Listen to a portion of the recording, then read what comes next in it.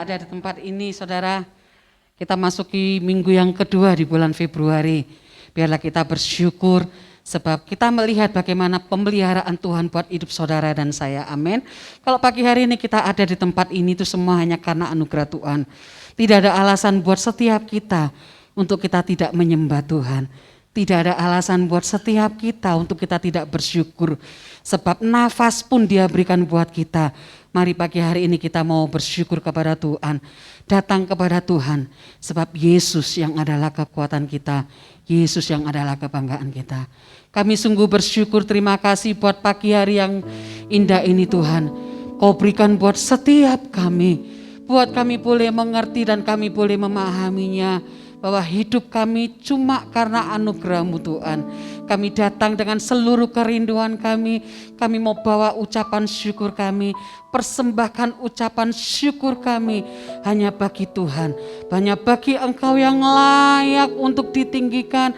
Hanya bagi Engkau yang layak untuk dianggukan. Yesus, Engkau yang adalah kekuatan kami. Yesus, Engkau yang adalah pusat sumber kehidupan kami. Engkaulah kebanggaan bagi setiap kami. Kami bersyukur Tuhan, kami percaya waktu kami menyembah-Mu Tuhan. Sesuatu yang baru pagi hari ini, kami percaya Engkau mengerjakan atas kami semua di tempat ini. Terpujilah nama-Mu Bapa. Di dalam nama Tuhan Yesus kami berdoa, kami bersyukur buat kebaikan-Mu. Haleluya.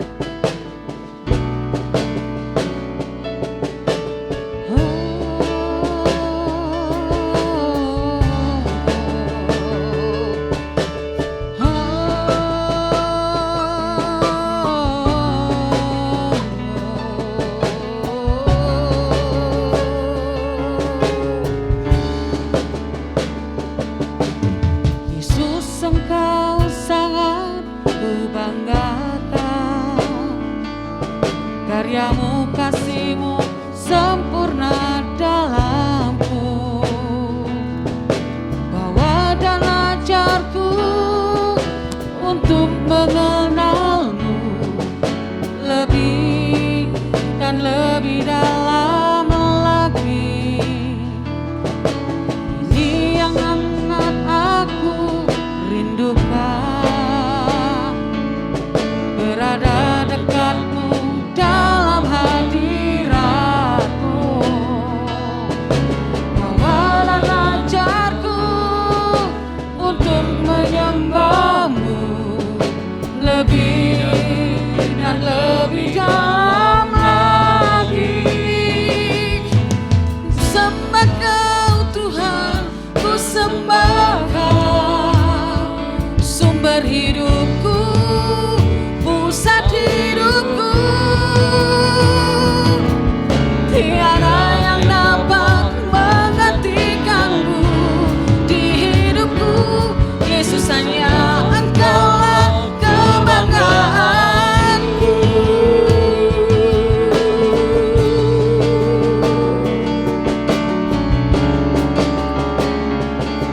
Katakan, Engkaulah kebanggaanku. Yesus, Engkau sangat ku banggakan.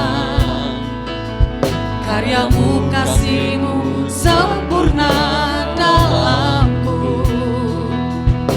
Bawa dan ajarku untuk mengenal-Mu lebih dan lebih dalam lagi. Ini yang sangat aku rindukan, berada dekat-Mu dalam hadirat-Mu. Bawa dan ajarku untuk menyembah-Mu lebih dan lebih dalam lagi.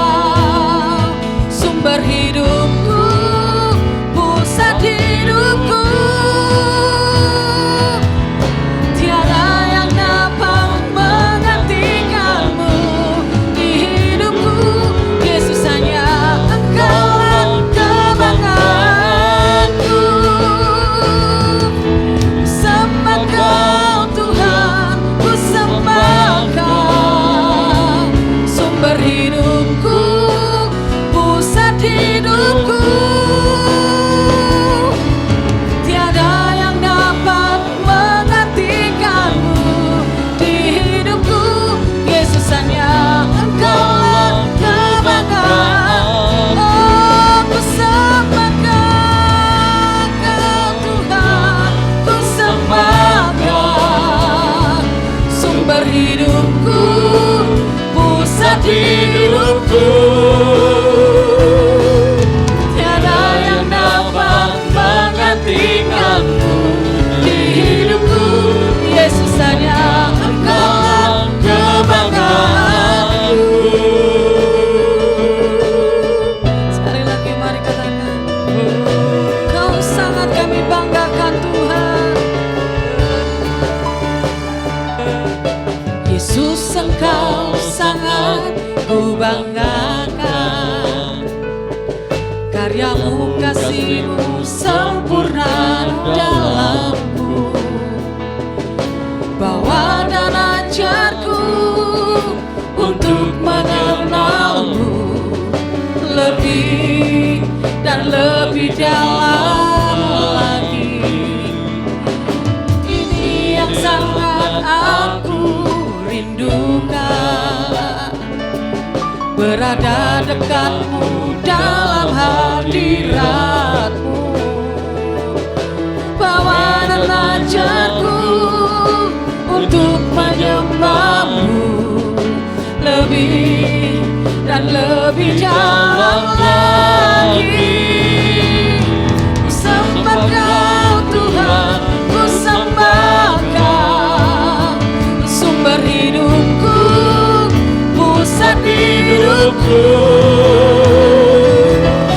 Tiada yang dapat menggantikanmu di hidupku. Yesus hanya Engkau kebanggaanku. Ku sembah Kau, Engkaulah sumber hidupku, pusat hidupku. Tiada yang dapat menggantikanmu di hidupku. Yesus hanya Engkau kebanggaanku.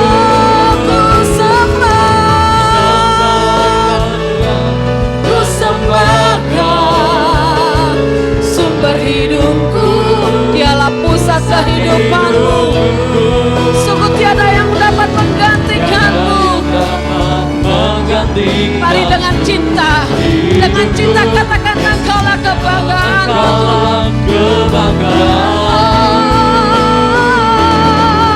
Ku sembah Kau Tuhan, ku sembah Kau, sumber hidupku, pusat hidupku.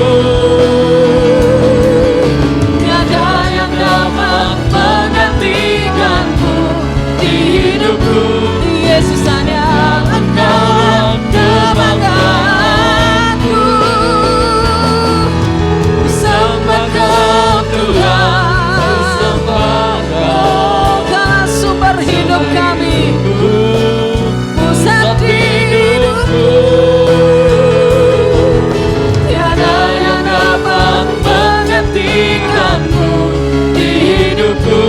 Yesus hanya Engkaulah kebanggaanku.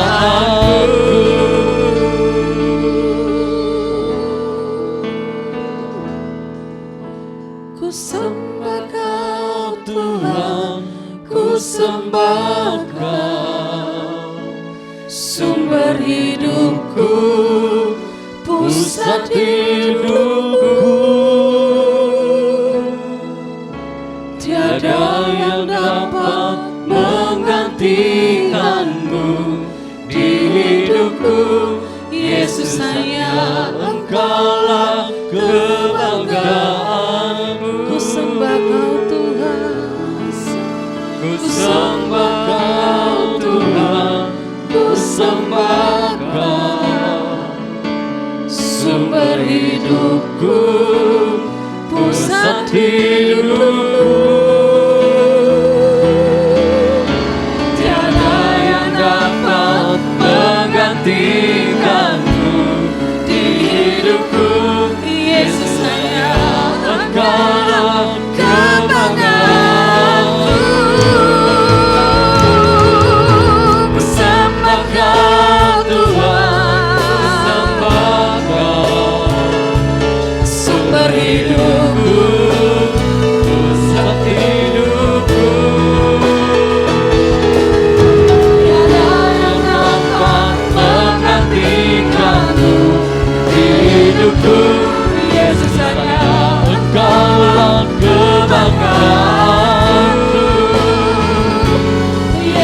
hanya Engkau kebanggaan. Yesus Engkau, Yesus hanya Engkau kebanggaanku.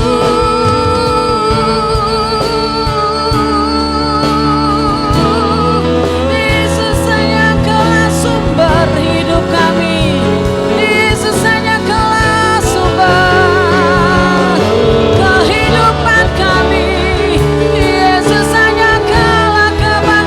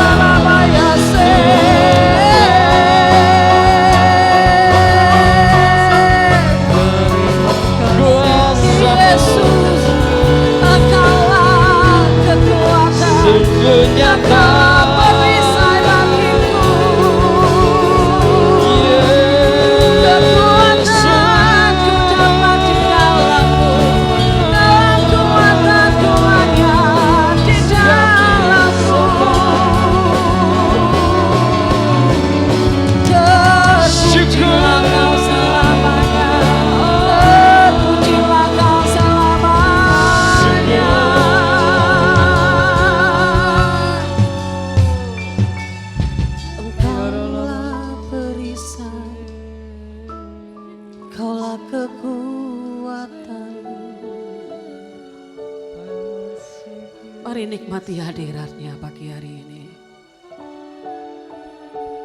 Mari mulai berkata-katalah engkau di dalam rohmu. Terima kasih. Dia Bapa yang sangat baik, tak pernah ditinggalkan. Kau satu pribadi yang tidak pernah mengecewakan. Bersyukurlah kepada Tuhan sebab Dia baik.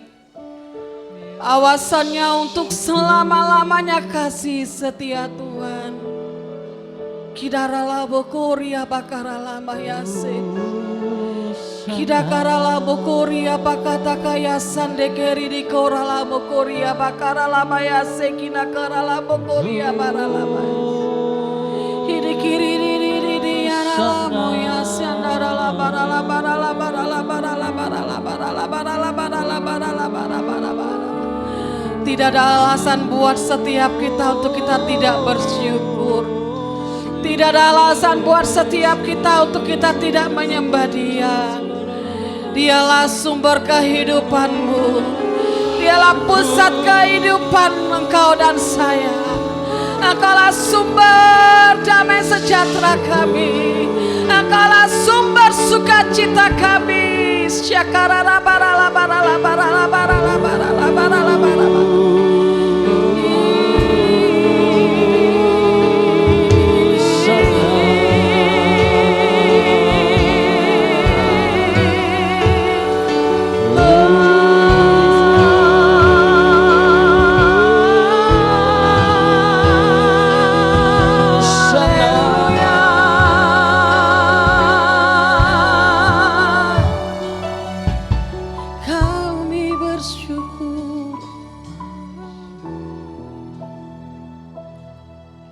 Terima kasih buat cintamu Bapa.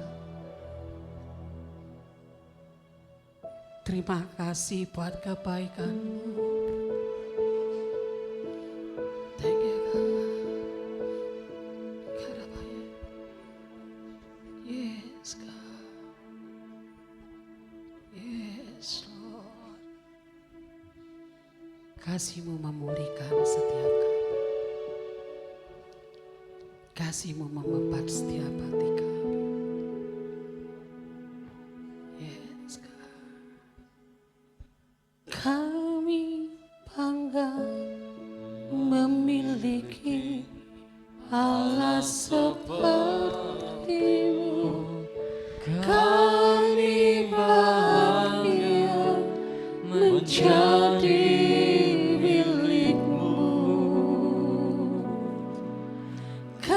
tinggikan, kami muliakan, kami agungkan nama-Mu Yesus. Katakan kami bangga memiliki Allah seperti-Mu. Kami bahagia menjadi milik-Mu. Kami memuji, kami menyembah kepada-Mu Yesus.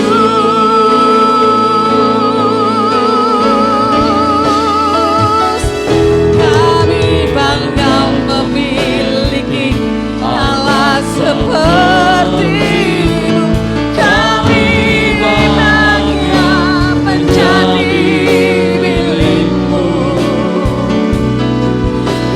Tinggikan, kami muliakan, kami agungkan nama-Mu Yesus.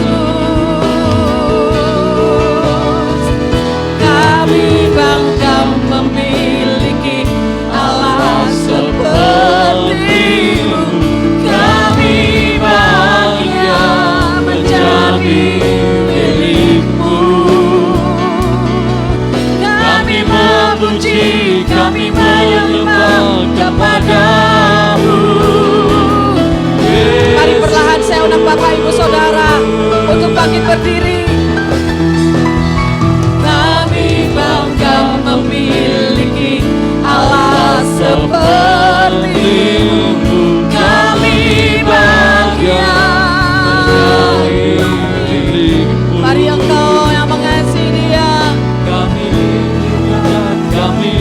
muliakan, kami agungkan. Kami muliakan hanya nama-Mu Tuhan. Kami bangga kami punya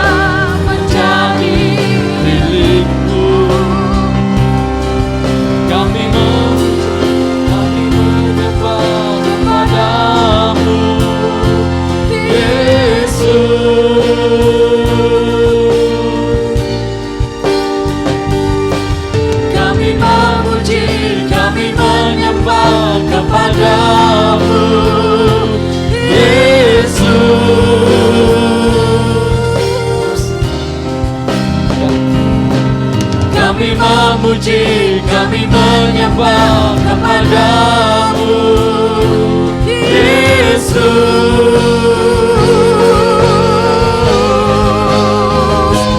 Amin.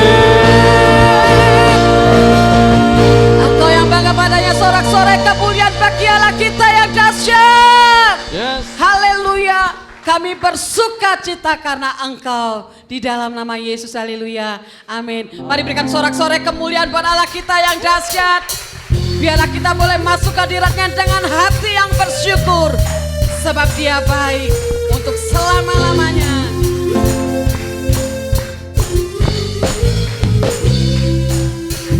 Masuk ke hadiratnya dengan hati bersyukur.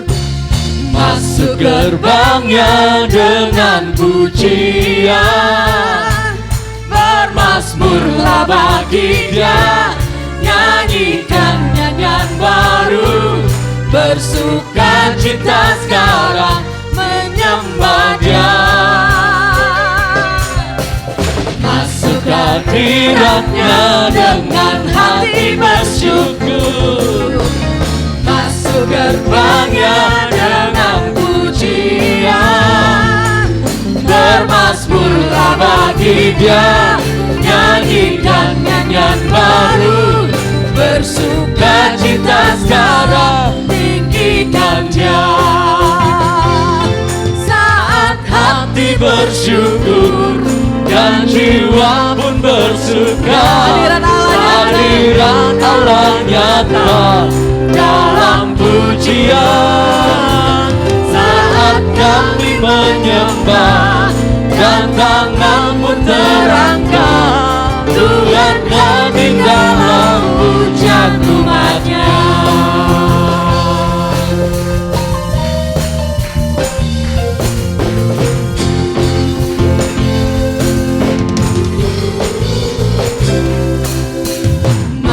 hadiratnya dengan hati bersyukur, masuk gerbangnya dengan pujian, bermazmurlah bagi Dia, nyanyikan nyanyian baru, bersukacita sekarang menyembah Dia.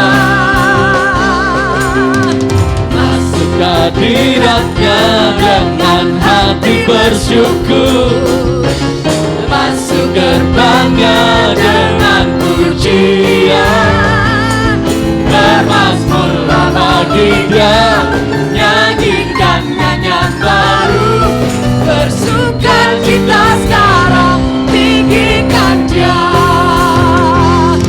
Saat hati bersyukur dan jiwa pun bersuka, hadirat Allah nyata dalam pujian. Saat kami menyembah dan tangan-Mu terangkat, Tuhan hadir dalam pujian umat-Nya. Saat hati bersyukur dan jiwa pun bersuka, hadirat Allah nyata dalam pujian. Saat kami menyembah dan tangan-Mu terangkat, Tuhan hadir dalam pujian umat-Nya. Katakan Tuhan hadir. Tuhan hadir dalam pujian umat-Nya. Tuhan hadir dalam pujian umat-Nya. Kuasanya Membangkitkan urapan roh bekerja, melanda setiap kita melanda umat yang Tuhan. datang menyembah. Saat datang menyembah, mujizat telah nyata, buktikan Yesus Raja. Sekarang ini waktunya, majulah hai pemenang, kuasanya atas kita membangkitkan, kuasanya membangkitkan, urapan roh bekerja, melanda umat Tuhan. Saat datang menyembah, mujizat telah nyata, buktikan Yesus Raja. Sekarang ini waktunya, majulah hai pemenang, kuasanya atas kita membangkitkan, Kuasanya atas kita membangkitkan, kuasanya atas kita membangkitkan. Sungguh besar, sungguh besar Kau Tuhanku, Engkau merisai hidupku. Biarlah kami berdiri dengan iman, iman, iman dalam Yesus Tuhan. Kau yang memberi kemenangan, ku bersorak merayakan. terpujilah Engkau Raja segala raja. Kau Tuhanku, Engkau merisai hidupku, ku berdiri dengan iman, iman dalam Yesus Tuhan. Kau yang memberi kemenangan, ku bersorak merayakan. Terpujilah Engkau Raja segala raja. Sungguh besar Kau Tuhanku, Engkau merisai hidupku. Ku berdiri dengan iman, iman dalam Yesus Tuhan. Kau yang memberi kemenangan, ku bersorak merayakan. terpujilah Engkau Raja segala raja. Terpujilah Engkau Raja segala raja. Terpujilah Engkau Raja segala raja.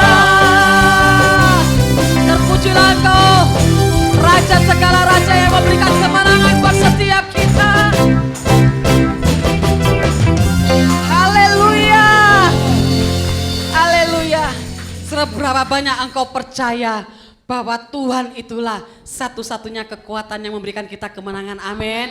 Percaya persoalan apapun boleh terjadi di dalam kehidupan kita, tapi satu, kalau Tuhan ada bersama dengan kita dan kita meletakkan iman percaya kita, percayalah persoalan boleh datang, tapi kekuatan kita bisa melewati bersamanya sampai akhir. Amin. Berikan sorak-sorai kemuliaan bagi Tuhan kita.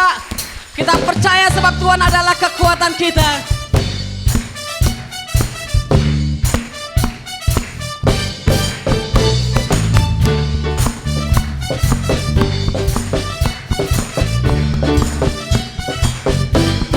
Jehovah, you, I trust in you.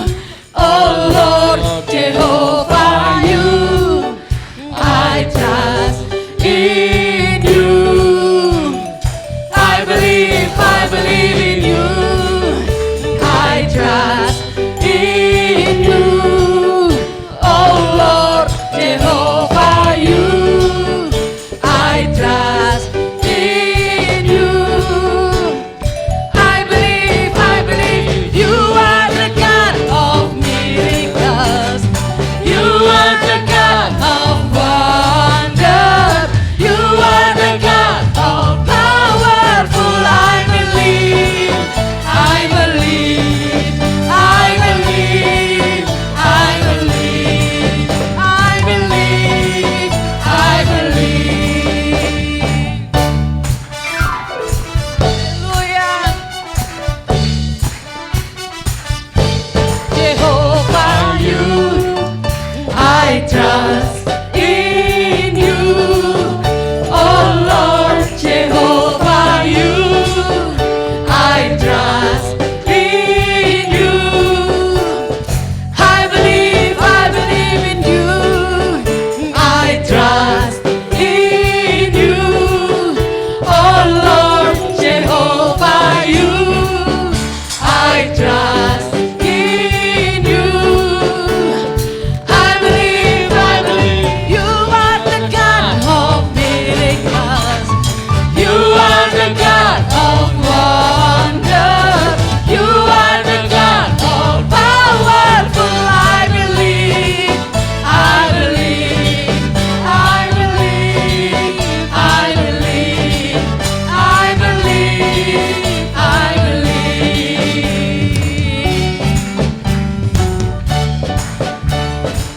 Percaya Dia adalah Allah yang penuh mujizat. Amin. You are the God of miracles. You are the God of wonder.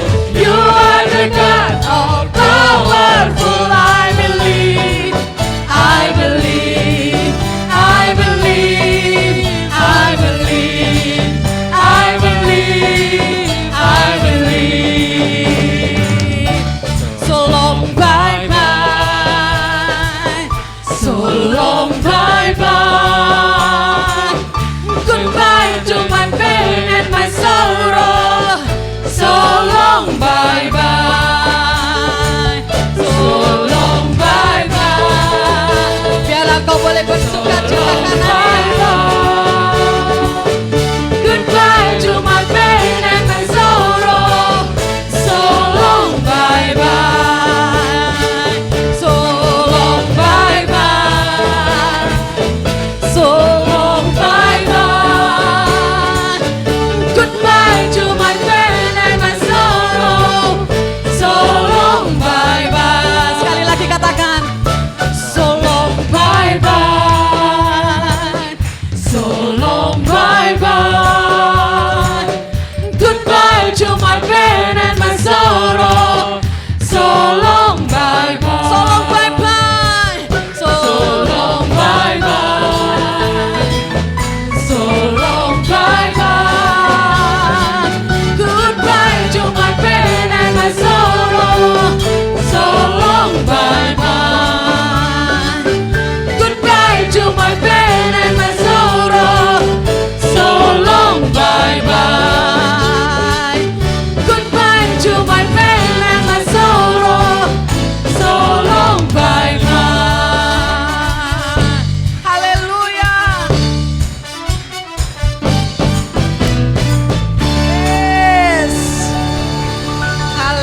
Haleluya.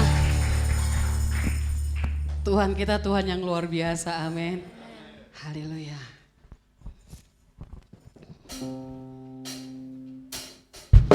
Engkaulah penolong kami yang setia Tuhan.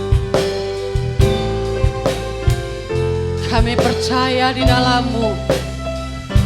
Kami mendapatkan kekuatan. Haleluya. Penolong yang selalu setia, memenuhi keperluanku.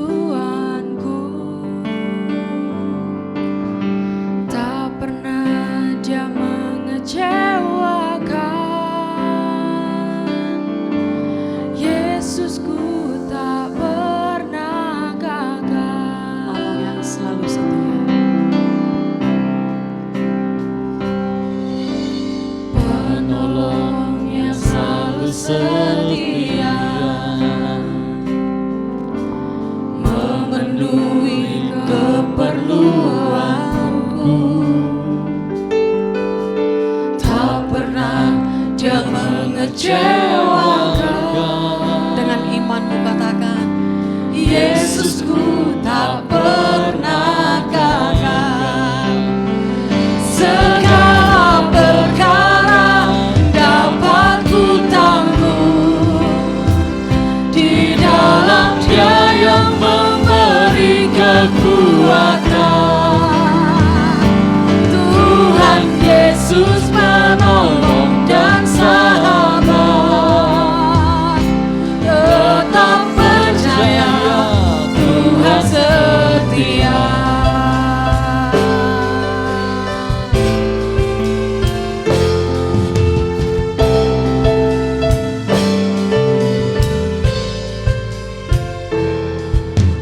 Penolong yang selalu setia, memenuhi keperluanku. Tak pernah Dia mengecewakan. Yesusku tak pernah gagal. Segala perkara dapat ku tanggung di dalam Dia yang memberi kekuatan. Tuhan Yesus menolong dan sahabat.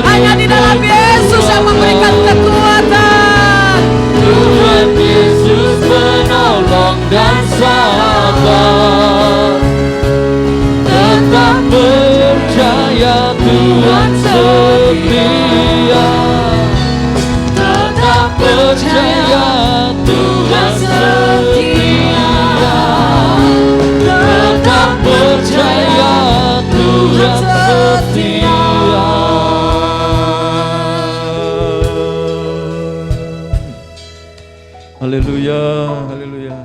Kami sangat bersyukur kepadamu Tuhan karena pagi hari ini kami dapat berhimpun bersama di sini dan memuji membesarkan namamu, mengakui Engkau adalah Allah kami, penolong kami, dan Engkau setia kepada kami ya Tuhan. Oleh karena itu kami berhimpun di sini karena Engkau baik buat kami. Tuhan, kami mau Engkau yang sudah bertata di atas puji-pujian umat-Mu, maka Engkau akan bersabda kepada kami, segala sesuatu Engkau katakan akan lenyap. Segala yang atas nama milik kami, segala sesuatu, karena itu termasuk langit dan bumi, satu kali akan lenyap. Tapi pada waktu semuanya itu lenyap, ada satu yang tidak lenyap, yaitu firman-Mu tinggal kekal selama-lamanya. Karena itu kami akan mendapatkan firman-Mu, berarti kami akan mendapatkan harta yang tidak akan pernah lenyap, akan menjadi milik kami sampai kepada kekekalan.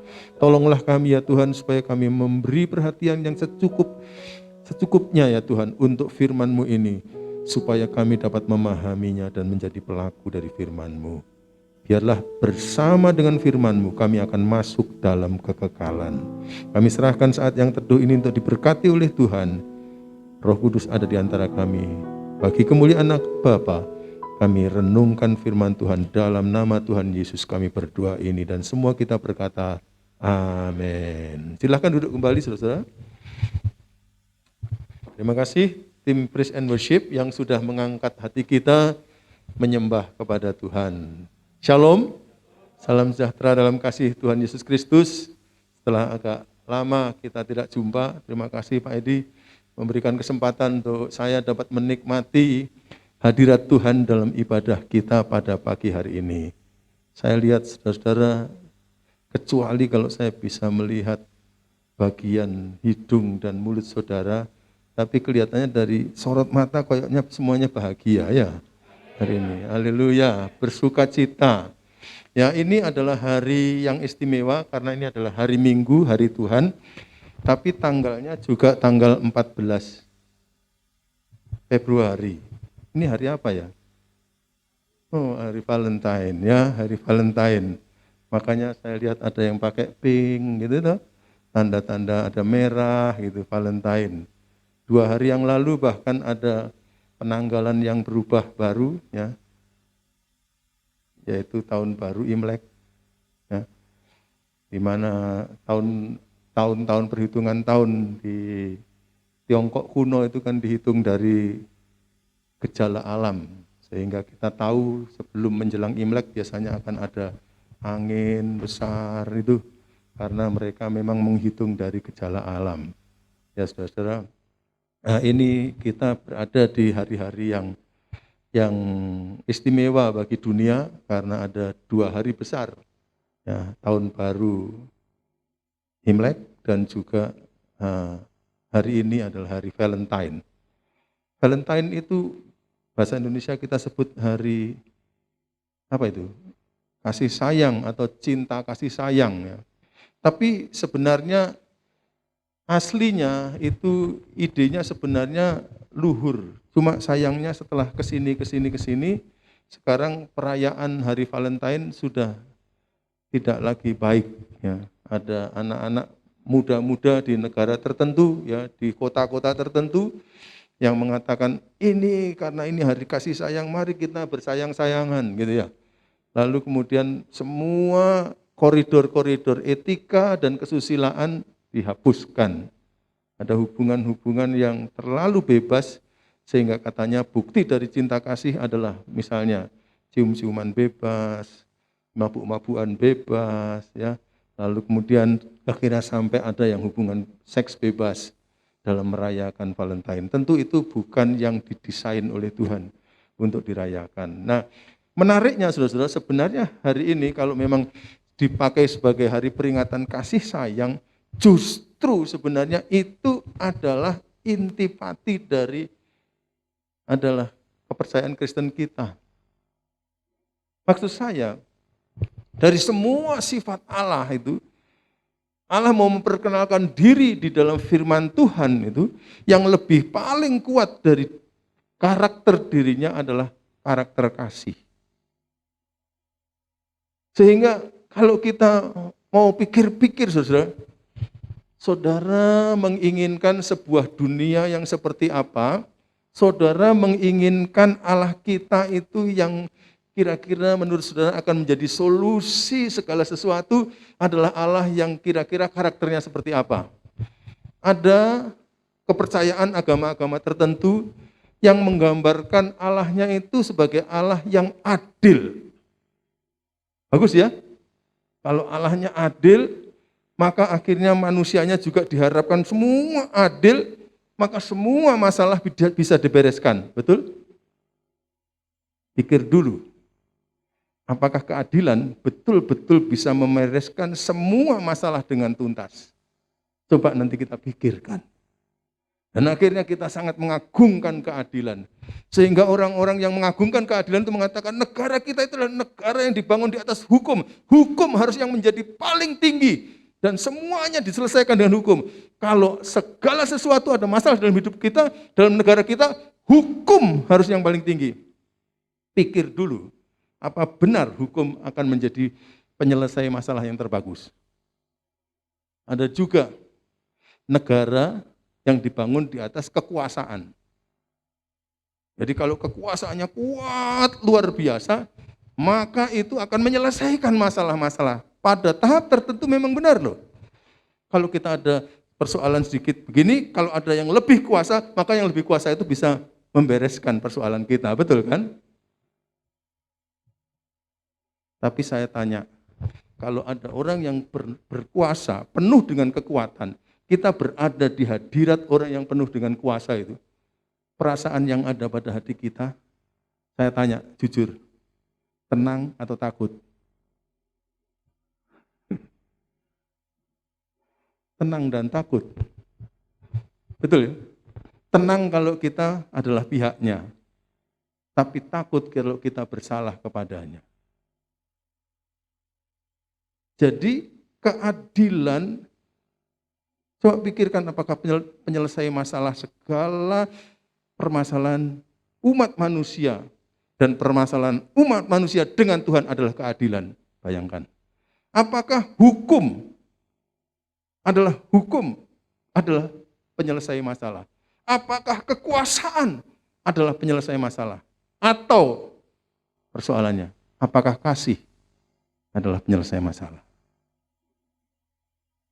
Perhatikan baik-baik.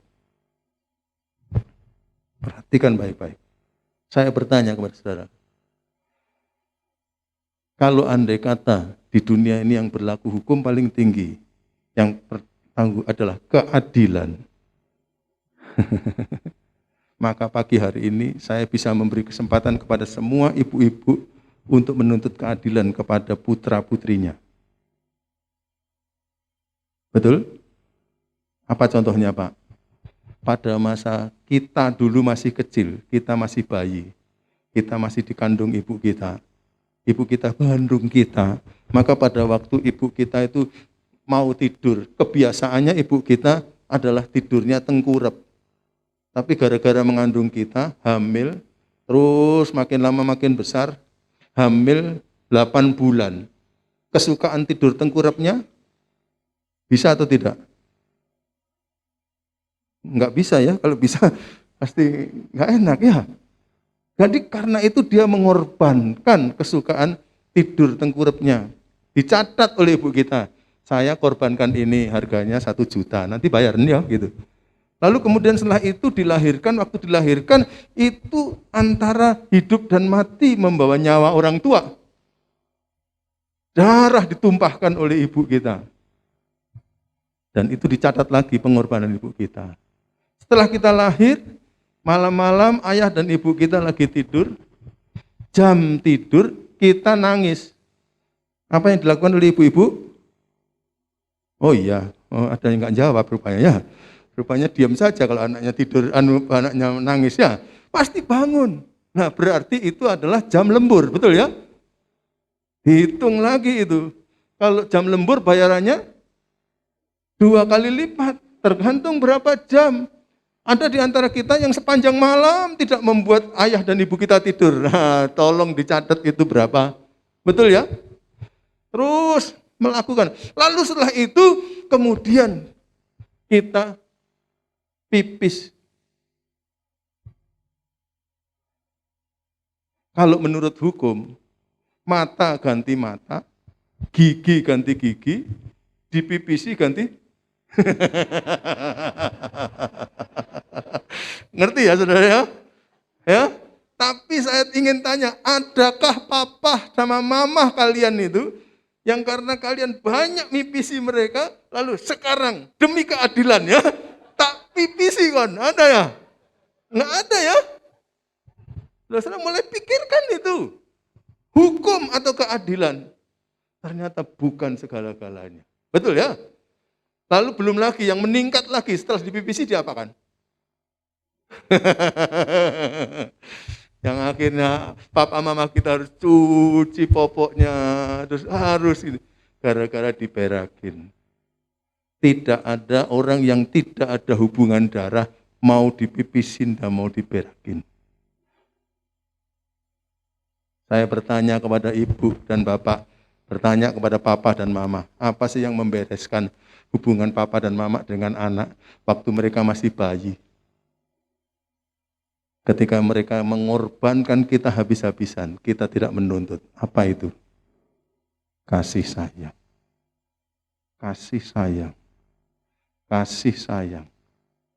Dan kalau dihitung lagi, nyuapin kita pada waktu kita masih bayi, ngajari kita berdiri. Ya, mohon maaf, kalau orang tua sendiri tidak mau melakukan itu, orang tua minta orang lain, maka orang tua harus bayar orang lain itu. Coba kalau orang tua dibayar, dia mengerjakannya lebih sungguh-sungguh daripada orang yang dibayar. Berarti bayarannya harus lebih tinggi. Ngajari berdiri, ngasih makan, ngasih minum, menyekolahkan kita. Wis totalen.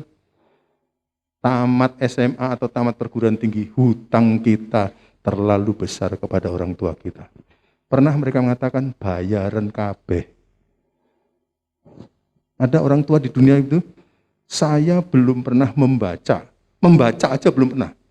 Apalagi lihat orang tua yang mengkalkulasi semuanya itu dan kemudian meminta tuntutan kepada anaknya. Malah anak kemarin dulu daerah Jawa Barat ada yang menuntut papahnya yang sudah umur 80 tahun itu. Itu durhaka itu ya. Untungnya akhirnya minta ampun. Kalau nggak minta ampun itu kayak apa itu ya? Pada masa bayi, pada masa kita dibesarkan, hutang kita terlalu besar kepada orang tua. Apa yang menyelesaikan semuanya itu? Hukum tidak menyelesaikan, keadilan tidak menyelesaikan, kuasa tidak menyelesaikan, yang menyelesaikan adalah kasih. Jadi saudara-saudara, kita bersyukur pada Tuhan bahwa Allah yang benar adalah Allah yang sifat utamanya adalah kasih. Amin. Dan kita percaya kepada Dia itu, sehingga kalau Dia adalah Allah yang kasih, Dia sebagai Bapa kita, Dia sebagai orang tua kita, maka ada ayat firman Tuhan yang mengatakan, mari diklik, firman Tuhan yang mengatakan di dalam kitab Efesus pasal 5 ayat 1 sampai 2, sebab itu jadilah penurut-penurut Allah. Kata penurut-penurut Allah ini sebenarnya seperti anak yang ngikut gerak-gerik orang-orang tuanya itu loh. Bahasa Inggrisnya mimik. Jadi memimik orang tua. Kalau orang tua lambaikan tangan, kita lambaikan tangan orang tua. Jalannya begini kita ikuti. Ya, biasanya anak suka ngikuti gayanya orang tua. Sehingga gara-gara itu lihat jalannya aja kita, oh ini anaknya si Joko itu gitu ya. Karena modelnya seperti orang tua. Jadilah penurut-penurut Allah seperti anak-anak yang kekasih. Dan hiduplah di dalam kasih. Hiduplah terus dalam kasih. Sebagaimana Kristus Yesus juga telah mengasihi kamu, dan kasih yang dimiliki oleh Tuhan Yesus Kristus tidak seperti kasih Valentine yang sekarang diselewengkan ini. Tapi kasih yang dimiliki Tuhan Yesus adalah kasih yang telah menyerahkan dirinya untuk kita. Kalau ada orang tua yang anaknya mau digigit singa, dan orang tua ada di situ, pasti orang tua akan melindungi. Kalau perlu nyawanya diserahkan. Kasih macam itu yang diminta kita akan meniru seperti Tuhan Yesus Kristus. Untuk kita sebagai persembahan dan korban yang harum bagi Allah. Dikatakan oleh firman ini, karena Allah kita itu kasih. Yang kasihnya sedemikian rupa, sampai siap untuk menyerahkan nyawanya demi kita, maka kita kita juga diminta untuk menjadi seperti Dia. Berarti keluarga Allah diisi oleh anak-anaknya yang juga punya sifat seperti Dia, yaitu sifatnya semuanya kasih. Dengan sangat berat hati saya mengatakan, kalau kita orang Kristen, kita tidak punya sifat ini, saya tidak pasti apakah kita bisa masuk surga. Serius. Karena di surga yang boleh ada di sana ada anak-anaknya Allah. Dan anak-anaknya Allah itu sifatnya seperti bapaknya. Yang tidak seperti bapaknya pasti disortir. Karena surga tidak boleh ditempati oleh orang yang tidak seperti Dia. Pikirkan baik-baik. Karena itu kalau saudara nanti pulang, saya mohon saudara membaca Wahyu pasal 2. Tuhan menegur dengan luar biasa kerasnya kepada jemaat di Efesus. Kenapa? Karena mereka dahulu memulai hidup pertamanya dengan penuh kasih. Baca dalam kitab Kisah Para Rasul, bagaimana mereka saling mengasihi luar biasa. Mas sampai kitab Efesus, mereka saling mengasihi. Sampai ada kidung kasih di sana, dinyatakan oleh Tuhan. Luar biasa, doa yang penuh dengan kasih.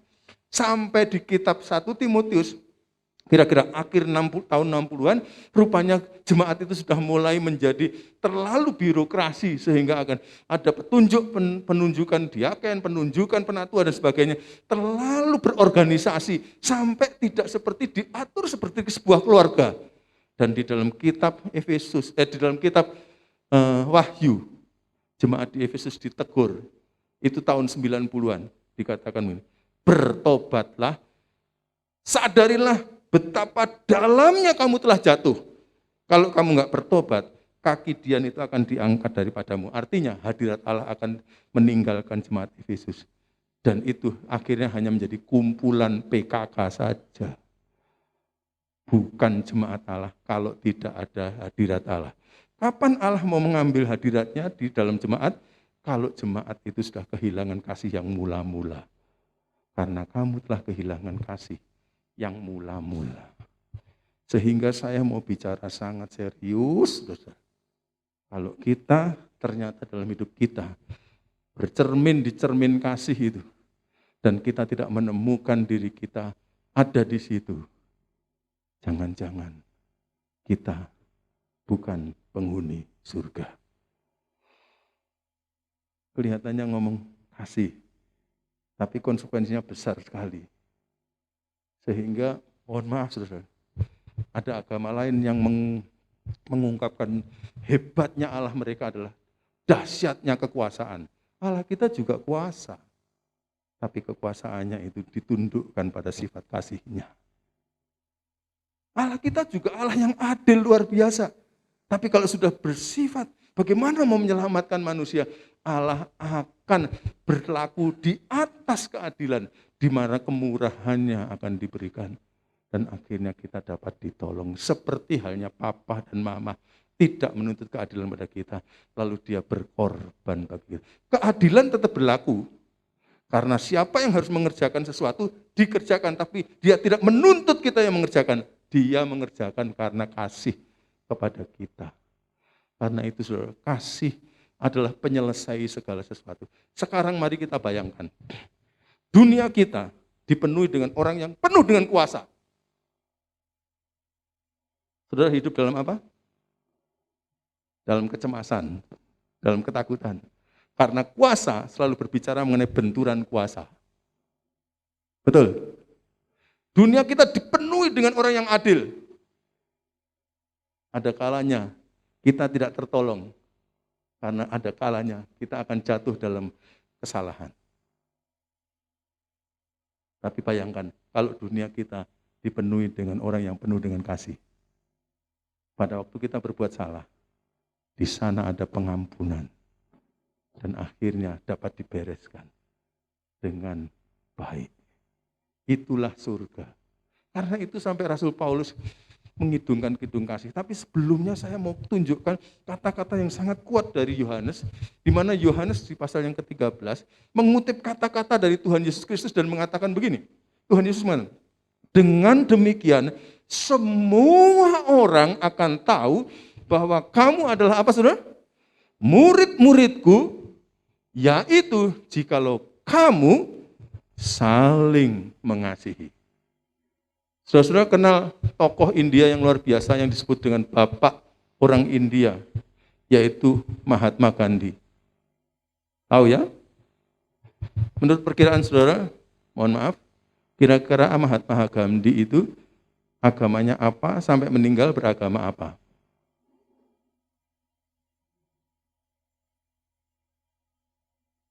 Perkiraan aja. Hindu. Tapi tahukah saudara-saudara, ketika dia belajar di Inggris, dia terekspos dengan pribadi Tuhan Yesus dalam Alkitab.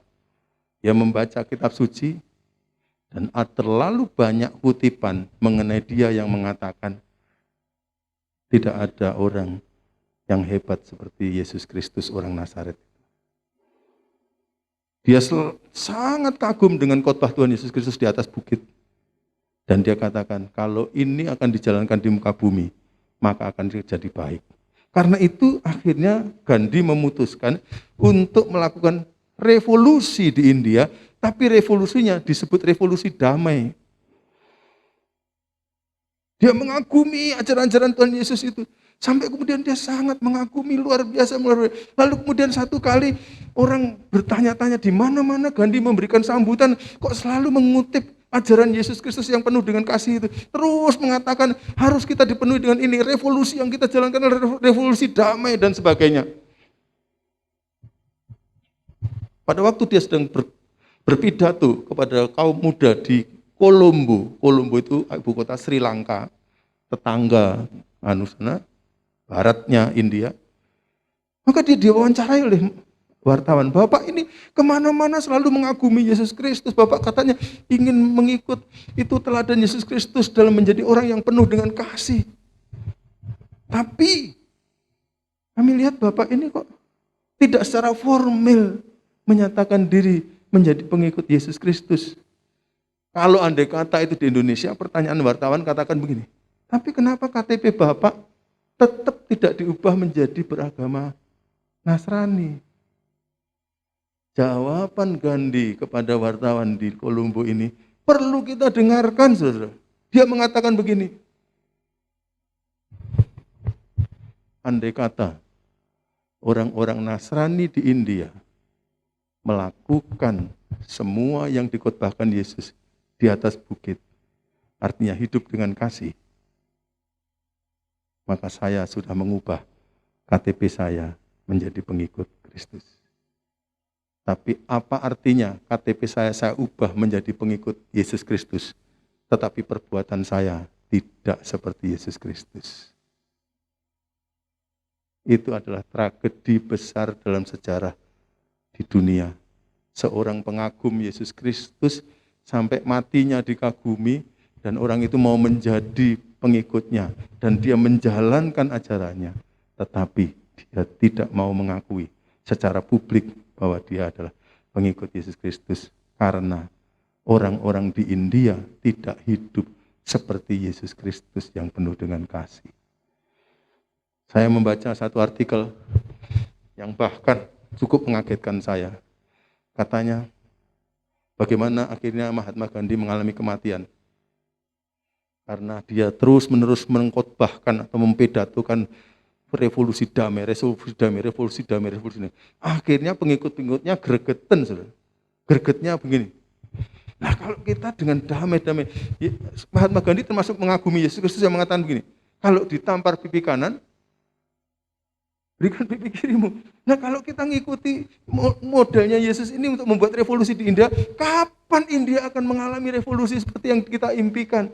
Ini Pak Mahatma Gandhi ini justru penghalang kepada cita-cita revolusi kita. Akhirnya pengikutnya dia yang terdekat, justru orang itu yang akhirnya menembak Pak Mahatma Gandhi.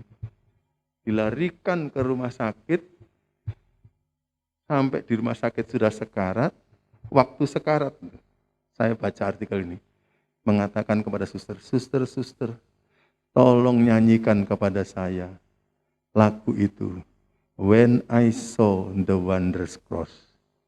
Ketika aku pandang salib yang ajaib itu.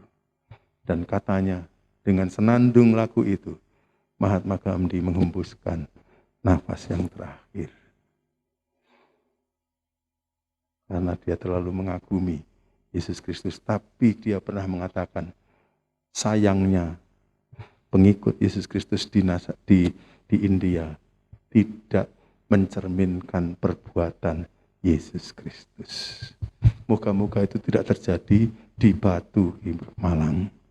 Moga-moga itu tidak terjadi, tragedi itu di Jawa Timur. Moga-moga tragedi itu tidak terjadi di Indonesia. Tapi kiranya kita akan menjadi orang yang penurut-penurut Allah. Dengan ini kita dikenal, kita adalah murid-murid Yesus. Kalau kita hidup saling mengasihi. Nah, akhirnya Rasul Paulus membuat kidung kasih. Kidung kasih itu ditulis dalam kitab 1 Korintus pasal 13, dan di dalam kitab 1 Korintus pasal 13 itu sebenarnya bisa dibagi dalam 3K yang besar ya. Dari ayat yang pertama sampai ayat yang ketiga dari 1 Korintus pasal 1 pasal 13 itu adalah Paulus menunjukkan unggulnya kasih. Kasih itu jauh lebih unggul. Mari kita lihat lebih unggul dari apa? Teks. Sekalipun aku dapat berkata-kata dengan semua bahasa manusia dan bahasa malaikat. Pasal 12 sedang berbicara mengenai orang-orang Kristen di Korintus yang dipenuhi Roh Kudus sampai mereka bisa berbahasa roh. Mereka pakai bahasa asing tanpa dipelajari. Mereka bisa bahkan pakai bahasa malaikat. Paulus katakan, sekalipun aku dapat berkata-kata dengan semua bahasa manusia dan bahasa malaikat, tetapi jika aku tidak mempunyai kasih, aku sama dengan gong yang berkumandang dan canang yang gemerincing. Aku bisa pakai karunia semua itu, tapi kalau hidupku tidak penuh dengan kasih, nggak ada artinya. Dia tidak sedang mengatakan jangan kamu dipenuhi Roh Kudus, bukan. Tapi operasikan karunia-karunia Roh itu dalam kasih dan bukan dalam cara yang lain. Kalau dioperasikan dalam kasih, akhirnya akan membangun, akhirnya akan menolong. Yang kedua, dikatakan apa? Sekalipun aku mempunyai karunia untuk bernubuat, karunia bernubuat pada waktu itu bagi jemaat Korintus itu yang paling tinggi, paling dimaui semua orang. Dan aku mengetahui segala rahasia dan memiliki seluruh pengetahuan. Dan sekalipun aku memiliki iman yang sempurna untuk memindahkan gunung. Tetapi jika aku tidak mempunyai kasih, aku sama sekali tidak berguna. Saudara-saudara, kata-kata Paulus ini luar biasa, hebat kalau kita betul-betul pikirkan. Coba misalnya Pak Edi, hari Jumat yang lalu misalnya, saya ini dihubungi oleh pemerintah Kota Batu, suruh memindahkan Gunung Panderman gitu.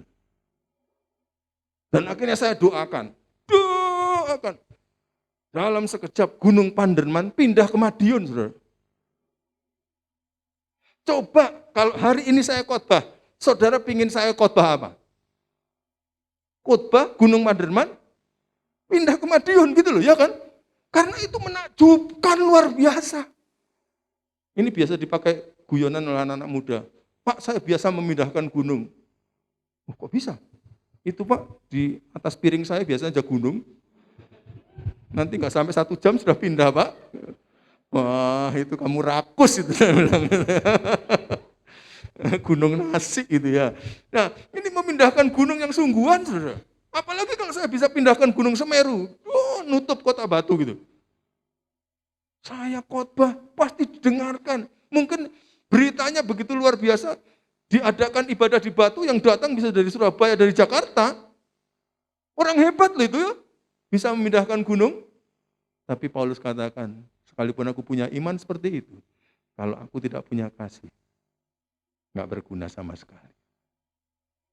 Jadi jangan undang saya. Kalau saya lakukan itu tapi saya nggak punya kasih, nggak usah diundang. Karena ternyata punya iman tanpa kasih, nggak ada artinya. Yang dimintai Tuhan, kita punya iman dan punya kasih. Terus, yang ayat yang ketiga. Ini yang menarik. Dan sekalipun aku membagi-bagikan segala sesuatu yang ada padaku, bahkan menyerahkan tubuhku untuk dibakar. Berarti saya mau mati loh. Tapi jika aku tidak mempunyai kasih, berarti motivasinya bukan kasih. Apa ada Pak, orang yang mau dibakar motivasinya bukan kasih? Hei, jangan lupa 9/11. Ngerti maksud saya? Tanggal 11 September beberapa tahun yang lalu itu, ada orang yang mengemudikan kapal terbang, nabrak kan gedung WTC di New York. Itu kan kebakar dia. Saya tanya, motivasinya apa? Kasih? Bukan, kebencian. Jadi korban nyawa tapi atas dasar kebencian itu tidak ada artinya. Sedikit pun gak ada faedahnya bagiku. Apakah itu bagus? Bagus, saya perlu orang Kristen yang punya militansi seperti itu. Tapi motivasinya bukan kebencian. Tapi kasih. Artinya dia rela untuk mati seperti Tuhan Yesus demi kasihnya kepada orang yang dikasihi. Seperti tadi saya katakan, ada orang tua yang ketika ada singa mau menyerang anaknya, lalu dia pasang badan. Nah itu yang baru bagus. Artinya kasih ini luar biasa. Jadi kasih begitu unggul di atas iman, di atas karunia roh, dan di atas pengorbanan diri yang luar biasa. Mari kita lihat, kasih yang seperti ini adalah kasih yang dimiliki Allah dan minta dimiliki oleh kita. Itu karakternya seperti apa? Ayo diklik lagi. Karakter kasih diungkap dari ayat 4 sampai ayat 7. Ada 15 ciri. Saya akan baca dengan cepat. Sabar. Kebetulan sabar ini kayaknya perlu kita sedikit pahami arti dari kata sabar. Kata aslinya adalah makrotumia. Makro itu besar, tumia itu long suffering, menderita. Menderita dalam rentang waktu yang panjang.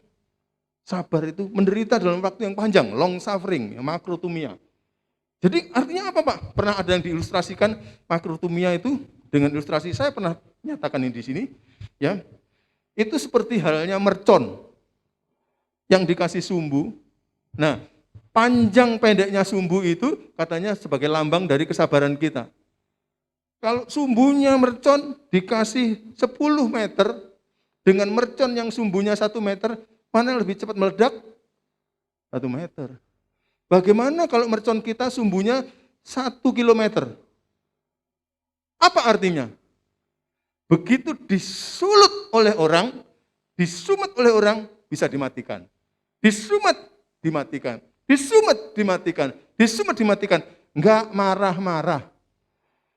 Amin. Sabar itu seperti itu. Jadi makanya orang Indonesia juga kadang-kadang begitu pakai istilah itu. Sumbunya kok pendek banget, itu maksudnya. Itu sebenarnya dari bahasa Yunani ini ya. Itu ya, sumbunya kok pendek banget, sedikit-sedikit marah, sedikit-sedikit marah, kok sedikit-sedikit ya. Nah, jadi rupanya orang yang sedikit-sedikit marah itu tidak makrotumia, tidak long suffering. Perpanjang sumbumu sehingga enggak cepat marah, sabar ya. Murah hati, apa murah hati? Suka memberi. Bahkan kadang-kadang jatahnya sendiri karena kasih diberikan kepada orang lain. Itu kan orang tua kan? Orang tua kadang-kadang rela nggak makan pada waktu nggak ada makanan, asalkan anaknya makan. Coba kalau ibu-ibu di sini, ada makanan cukup untuk 1 orang. Dimakan sendiri atau dimakan anaknya? Makan anaknya lah. Nah itu maksudnya murah hati. Memberi, suka memberi. Sampai mau memberi dengan cara berkorban. Yang ketiga, tidak cemburu. Iya, kalau kasih yang sesungguhnya itu tidak cemburu. Nanti di bagian bawah kita tahu bahwa karena kasih itu percaya segala sesuatu. Ini modal saya sama istri saya. Karena kami mau mengembangkan kasih satu dengan yang lain, sangat mengasihi, maka kami akhirnya sangat percaya kepada kepada pasangan hidup. Jadi kadang-kadang Bu Esther pernah ditanya, Bu Esther kadang-kadang melayani ya, ke Lumajang, ke Jember. Nah, pulang jam 12 malam naik bus gitu.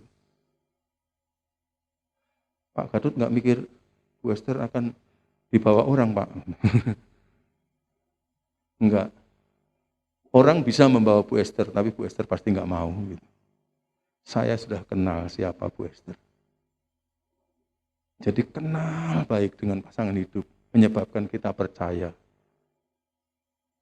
Tidak cemburuan akhirnya. Bu Esther harus mengkonseling orang lah. Kalau saya akhirnya cemburu, kebetulan yang konseling itu, tapi pakai HP gitu, ada seorang dengan suara laki-laki, ya nggak apa-apa. Saya sudah percaya siapa Bu Esther, menempatkan diri pada posisi sebagai rohaniwan. Jadi tidak cemburu, kasih yang sebenarnya kita kembangkan dalam hidup kita. Tidak bermegah diri dan tidak sombong. Kenapa kok yang sombong tidak mengasihi? Orang yang sombong itu merendahkan yang disombongi. Orang yang sombong itu merendahkan yang disombongi, berarti dia menganggap dia jelek. Orang yang begitu tidak mengasihi. Gak usah sombong. Karena sombong biasanya menganggap yang lain lebih rendah. Padahal kalau kita baca dalam kitab Filipi, mestinya kita menganggap yang lain lebih utama dari kita sendiri. Bukan lebih rendah. Sombong, bermegah diri, cenderung untuk itu. Berlaku sopan itu kasih. Sebenarnya ini saya kalimatkan terbalik. Karena Alkitab mengatakan tidak melakukan apa yang tidak sopan. Makanya saya dengan peringatan Valentine dengan cara-cara baru anak-anak muda di negara-negara tertentu yang sekarang ini saya katakan itu bukan kasih sama sekali. Karena kasih akan selalu berlaku sopan. Kadang-kadang anak-anak muda dicobai dengan pacarnya. Kalau kamu memang benar-benar kasih kepada cinta kepada saya, buktikan dong. Dan sudah tahu apa maksudnya. Kalau akhirnya dia menyerahkan dirinya kepada orang itu, berarti itu bukan cinta.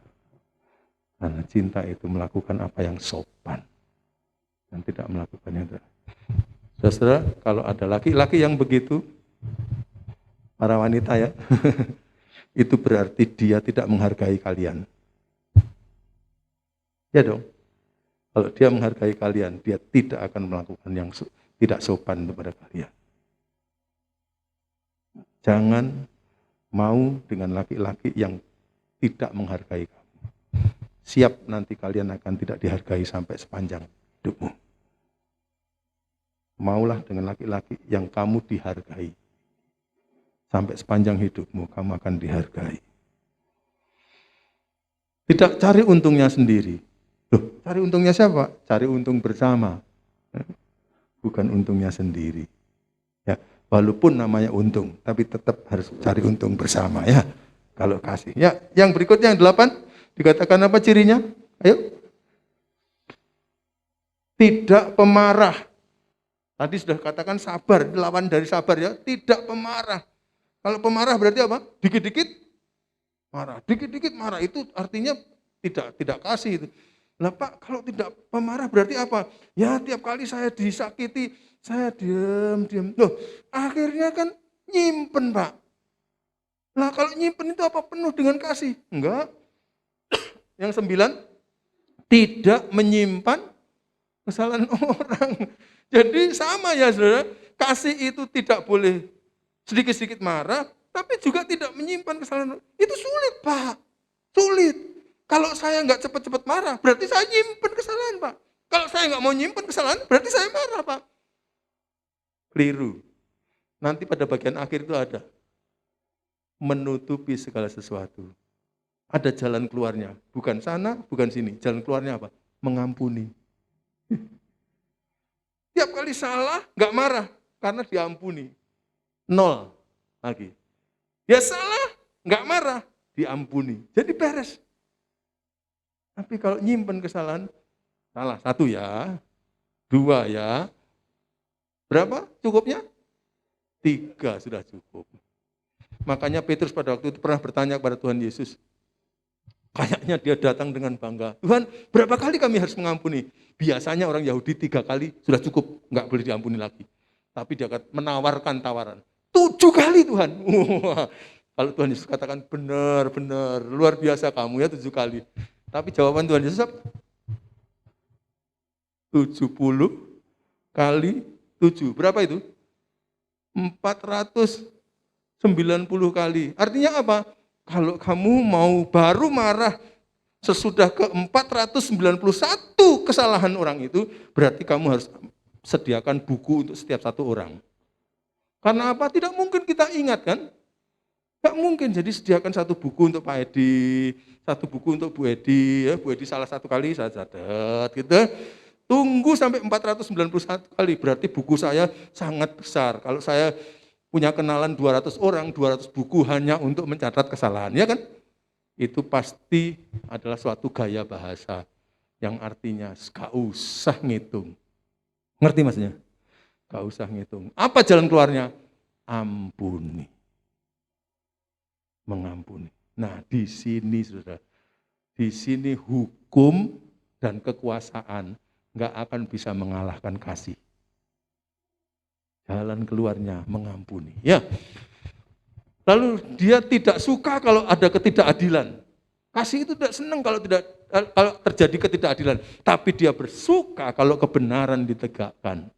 Jadi dia akhirnya mau berjuang untuk memperjuangkan kebenaran bagi orang lain yang perlu ditolong. Ya. Dia menutupi segala sesuatu. Ilustrasi yang diberikan adalah seperti anaknya Nuh waktu itu. Nuh karena terlalu banyak minum anggur sampai mabuk, akhirnya sampai telanjang. Satu anaknya menyebar-nyebarkan berita bapaknya telanjang. Tapi ada satu anaknya yang mengatakan menutupi auratnya Nuh. Tidak suka bongkar-bongkar masalah di mana-mana. Suka menutupi. Menutupi di sini bukan berarti kita kompromi dengan dosa, bukan. Artinya tidak menggosipkan, tidak menyebar-nyebarkan berita. Percaya segala sesuatu, akhirnya tidak cemburuan. Mengharapkan segala sesuatu. Kalau orangnya masih belum berubah, nanti bisa berubah kok. Nanti bisa berubah. Begitu kan orang tua kepada anaknya? Waktu anaknya nakal, nanti pasti bisa berubah kok. Nanti punya harapan, punya harapan. Jadi kasih yang sejati, mengharapkan segala sesuatu, dan sabar menanggung segala sesuatu. 15 ini sebaiknya ditaruh di cermin kita tiap hari. Jangan-jangan ada yang perlu kita cek. Yang ini kok belum, yang ini kok belum, yang ini kok belum. Tanda-tanda kasih dalam diri saya. Luar biasa. Dan yang terakhir renungan Paulus dari Kidung Kasih ini, bahwa kasih itu kenapa unggul, kenapa kasih itu luar biasa hebat, karena kasih itu sifatnya langgeng atau kekal. Mari kita buka ayat 8 sampai 13 yang mengatakan sebagai berikut. Kasih tidak berkesudahan. Benar ya? Nubuat akan berakhir. Nubuat itu apa sih? Memberitahukan masa depan. Tapi nanti kalau Tuhan Yesus Kristus sudah datang kedua kali, kita sudah sama-sama dengan Dia, kita sudah tidak perlu diberitahu masa depan. Waktu itu nubuat berakhir, tapi kasihnya jalan terus itu. Ya. Bahasa roh akan berhenti. Kapan bahasa roh berhenti? Kalau kita sudah di surga. Kita sudah pakai bahasa surga tiap hari. Nah, kita pakai bahasa yang dikaruniakan Allah di sini ini untuk berkomunikasi dengan Allah karena kita belum di surga. Bahasa roh berhenti waktu itu. Diganti dengan bahasa yang Tuhan karuniakan di sana. Pengetahuan akan lenyap. Lalu kemudian klik, teruskan. Sebab pengetahuan kita tidak lengkap dan nubuat kita tidak sempurna. Terus? Tetapi jika yang sempurna tiba, maka yang tidak sempurna itu akan lenyap. Kapan? Ketika Tuhan Yesus Kristus datang kedua kali. Yang sempurna tiba. Semua yang tidak sempurna, nubuat yang nggak sempurna, pengetahuan yang nggak sempurna akan lenyap. Terus, ketika aku kanak-kanak, aku berkata-kata seperti kanak-kanak. Aku merasa seperti kanak-kanak, aku berpikir seperti kanak-kanak. Sekarang aku sesudah menjadi dewasa, aku meninggalkan sifat kanak-kanak itu. Terus, ini artinya, Karena sekarang kita melihat dengan cermin suatu gambaran yang samar-samar. Tapi nanti kita akan melihat muka dengan Tuhan. Sekarang aku hanya mengenal dengan tidak sempurna. Tapi nanti aku akan mengenal dengan sempurna seperti aku sendiri dikenal. 13, ayat yang sangat terkenal. Demikianlah tinggal 3 hal ini. Apa? Iman, pengharapan, kasih. Dan yang paling besar diantaranya mana? Kasih. Kenapa? Tuhan Yesus Kristus datang kedua kali. Seluruh umatnya akhirnya diangkat oleh Tuhan Yesus ke surga. Lalu kita sudah berjumpa dengan Tuhan Yesus Kristus. Masih perlu mengimani? Iman sudah tidak diperlukan di sana. Kita beriman pada Dia karena kita tidak dapat melihat sekarang. Tapi kalau nanti sudah jumpa dengan Yesus Kristus, iman sudah nggak laku, saudara. Karena iman kita sudah menjadi kenyataan. Pengharapan yang kita harapkan sekarang ini untuk kita bersama-sama dengan Dia selama-lamanya menjadi kenyataan. Pengharapan sudah nggak laku. Kita masih berharap sekarang, pada waktu penderitaan kita katakan, nanti saya akan bersama-sama dengan Dia, saya harus tekun dan sebagainya. Karena kita masih belum sampai di sana. Tapi saat itu, ada satu yang tidak akan lenyap sampai kekekalan yang akan datang, yaitu kasih. Karena Bapa mengasihi Putra, Putra mengasihi Roh Kudus, Roh Kudus mengasihi Bapa, Bapa mengasihi Roh Kudus, Roh Kudus mengasihi Putra, Putra mengasihi Bapa. Dan di surga hanya ada itu, sehingga nanti Bapa mengasihi Gadut, Gadut mengasihi Bapa, Putra mengasihi Gadut, Gadut mengasihi Putra, Roh Kudus mengasihi Gadut, Gadut mengasihi Roh Kudus. Dan yang ada di surga adalah saling kasih mengasihi. Ini akan ada menjadi suasana yang kekal selama-lamanya. Kenapa kita mau ke surga? Bukan karena di surga ada bidadari. Kita mau ke surga karena surga adalah tempat yang penuh dengan kasih. Kalau semuanya sudah penuh dengan kasih, segala masalah sudah beres. Dan hubungan kita semuanya adalah kasih. Makanya tadi saya mengatakan, kalau kita tidak punya sifat kasih, apa kita boleh ada di surga? Sebab itu berarti kita tidak bisa memberi kasih. Karena itu kalau mau latihan, ada di surga, latihlah di sini sekarang. Di dalam keluarga, papa mengasihi mama, mengasihi anak-anak, mama mengasihi papa, mengasihi anak-anak, anak mengasihi papa, mengasihi mama, anak mengasihi oma, mengasihi opa. Terus kalau atmosfer kasih itu ada dalam keluarga, itu sudah latihan surga. Demikian juga dengan gereja kita ini. Tidak boleh ada satupun yang tidak hidup dalam kasih. Karena begitu ada orang yang hidup tidak dalam kasih, berarti itu adalah potensi bukan surga.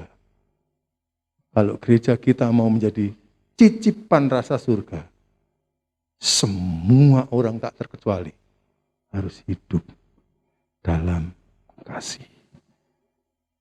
Happy Valentine yang sesungguhnya, Happy Valentine yang benar, yang sesuai dengan Alkitab, hitung kasih dinyanyikan di surga, di bumi, dan di semua orang yang mengasihi Dia. Amin. Mari kita sama-sama menyanyi lagu tua itu. Kasih pasti lemah lembut.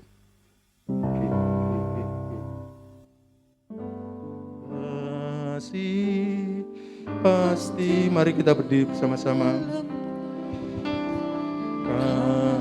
Pasti memaafkan, pasti memaafkan. Kasih pasti murah hati, kasih-Mu, kasih-Mu Tuhan. Kasih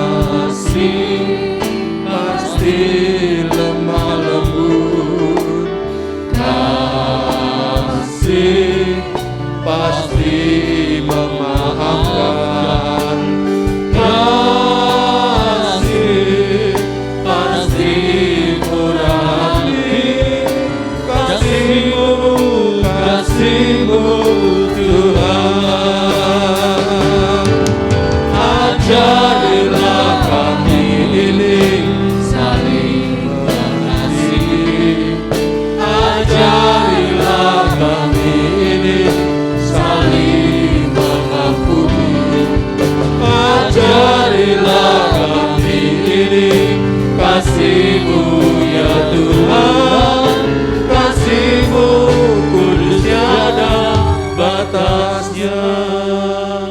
sebentar kita akan nyanyikan lagu ini sekali lagi.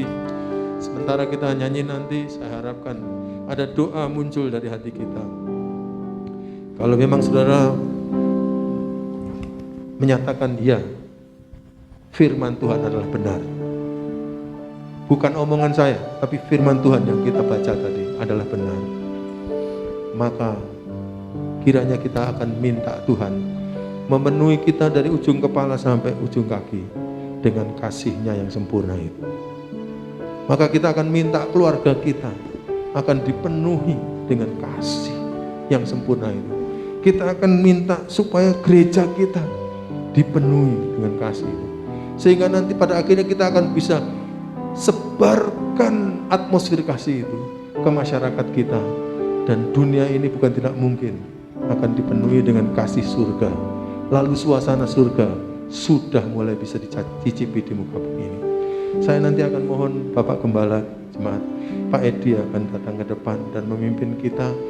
Mungkin Pak Edi akan kasih kepada kita dorongan-dorongan yang penting sebagai gembala kita. Kita nyanyikan kor ini sekali lagi, saya serahkan kepada Pak Edi. Kasih pasti lama lalu, kasih pasti mengerti, kasih pasti murah hati, kasih-Mu, kasih-Mu Tuhan. Ajarilah kami ini saling mengasihi.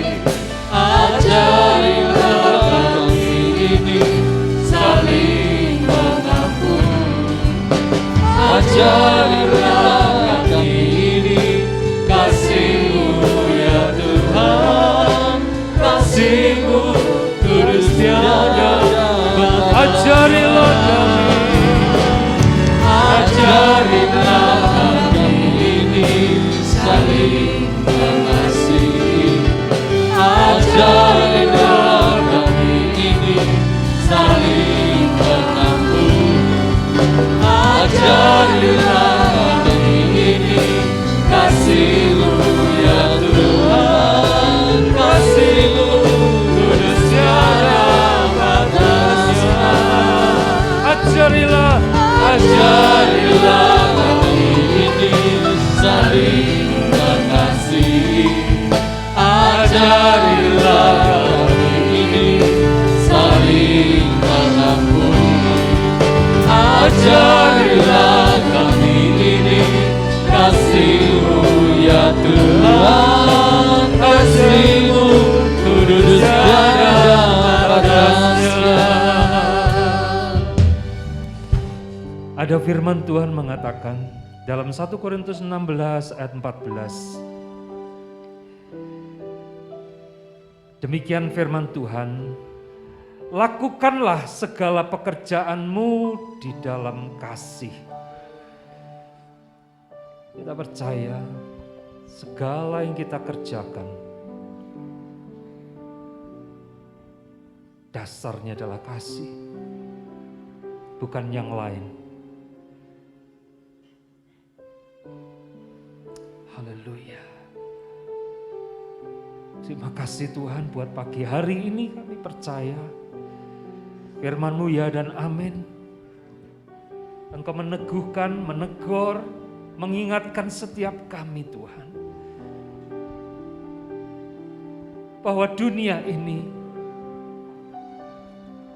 memerlukan Engkau melalui kami.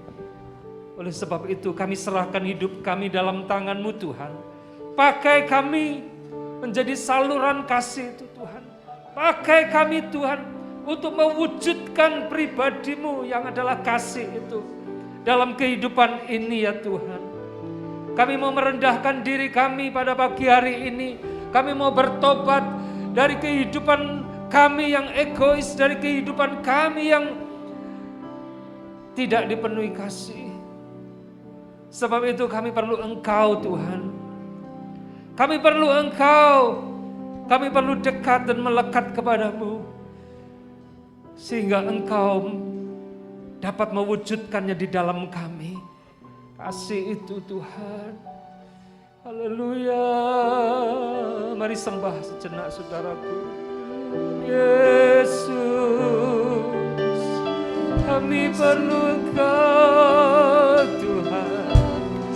Kami perlu Engkau Yesus. Penuhi kami. Haleluya.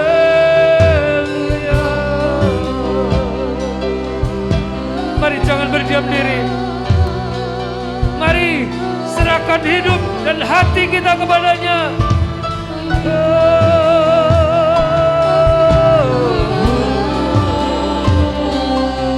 Haleluya.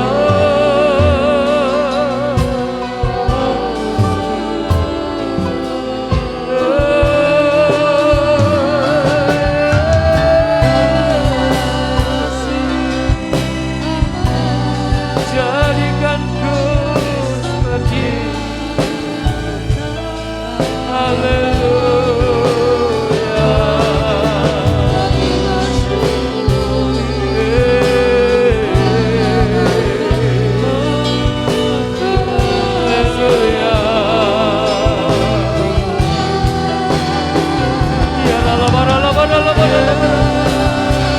Mari sembah Dia. Mari datang kepada Tuhan. Rendahkan diri. Datang kepadanya.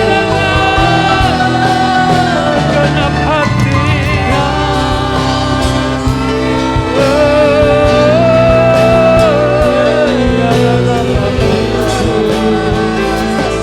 Berikan hati seperti hati.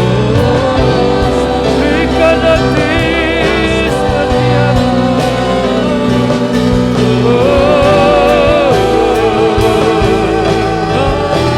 Berikan hati seperti hati.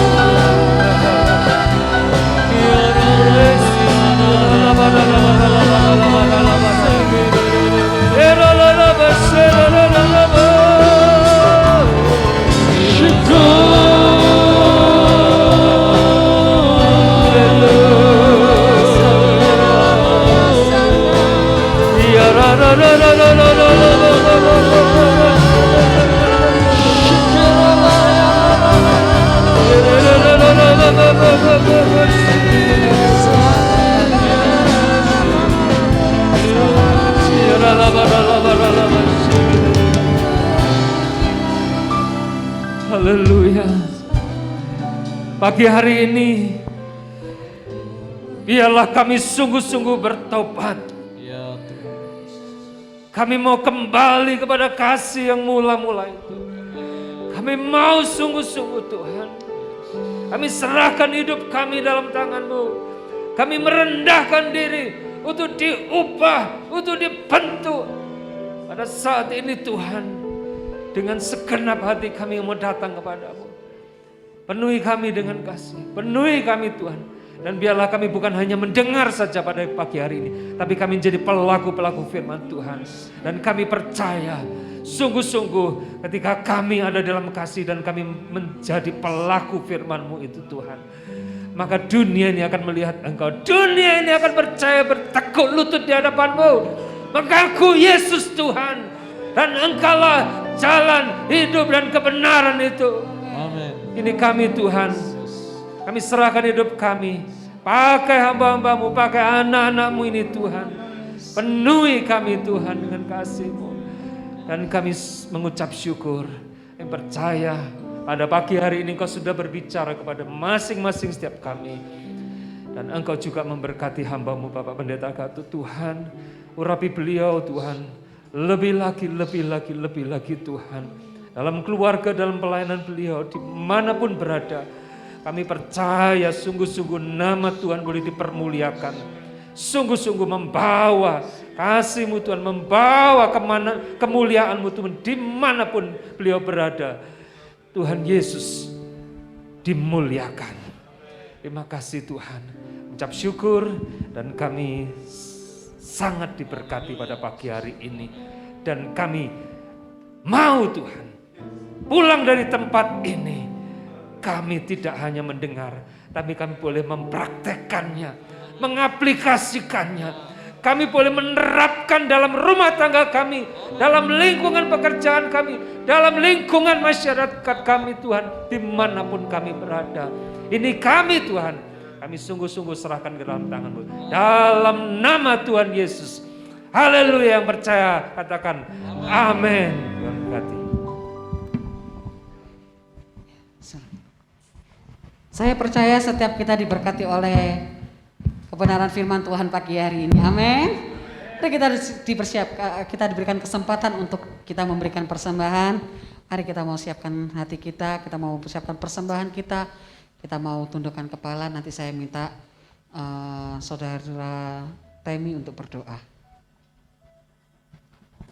Mari kita berdoa bersama. Bapa, kami mengucap syukur buat kebenaran firman-Mu, buat kasih-Mu yang senantiasa menyertai setiap hidup kami. Biar kebenaran firman itu Tuhan dimateraikan dengan Roh Kudus, memampukan setiap kami menjadi serupa seperti Bapa sempurna adanya. Terima kasih Tuhan, Engkau berkati hamba-Mu beserta keluarga di dalam setiap aktivitas pelayanannya. Tuhan menyertai, Tuhan memberkati dan membuatnya berhasil. Dan sebentar kami akan memberikan ucapan syukur kami sebab Engkau yang sudah mengasihi kami terlebih dahulu. Biarlah setiap kami memberi dengan penuh sukacita. Di dalam nama Tuhan Yesus. Haleluya. Amin.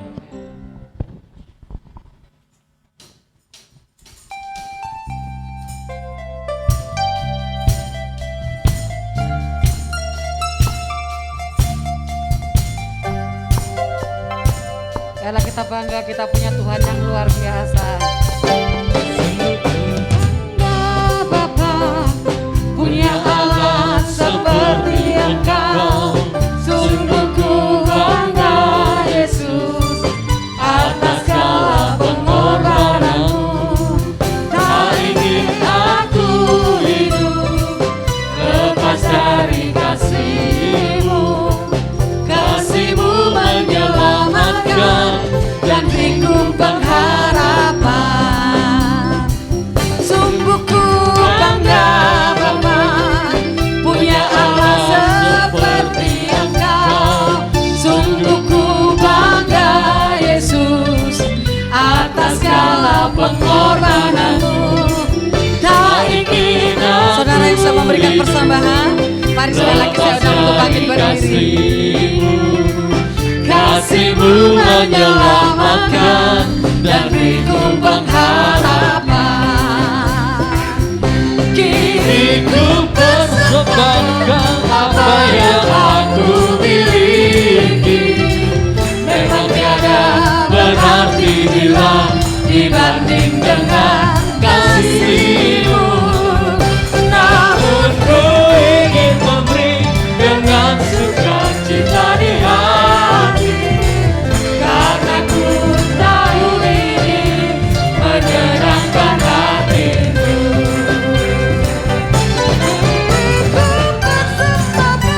Apa yang aku miliki memang tiada berarti bila dibanding dengan kasih-Mu.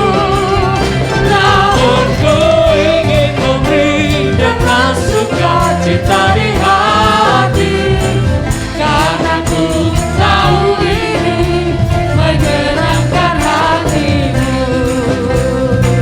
Karena ku tahu ini menyenangkan hati-Mu. Karena ku tahu ini menyenangkan hati-Mu.